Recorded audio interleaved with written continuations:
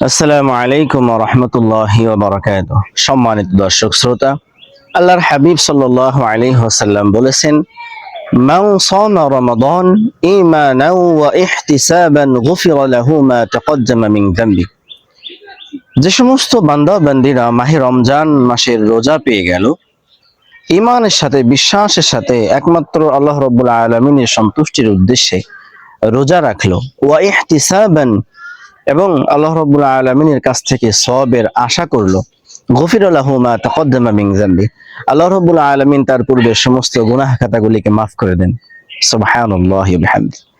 সম্মানিত দর্শক শ্রোতা, শুধুই তাই নয়, আল্লাহর হাবিব সাল্লাল্লাহু আলাইহি ওয়াসাল্লাম আরো বলেছেন, মান কামা রমাদান ঈমানান ওয়া ইহতিসাবান গফিরা লাহু মা তাকদ্দামা মিন যামবি। যে সমস্ত বান্দা বান্দীরা মাহে রমজান মাস পেয়ে গেল, আল্লাহ রাব্বুল আলামিনের প্রতি বিশ্বাস রেখে ইয়াকিনের সাথে একমাত্র তারই সন্তুষ্টির উদ্দেশ্যে রাত জেগে জেগে সালাতুত তারাবিহ আদায় করলো, ওয়া ইহতিসাবান এবং আল্লাহ রাব্বুল আলামিনের কাছ থেকে সওয়াবের আশা করলো, গফিরা লাহু মা তাকদ্দামা মিন যামবি, মহান রব্বুল আলামিন তাকেও তার পূর্বের সমস্ত গুনাহ খাতাগুলিকে মাফ করে দিবেন।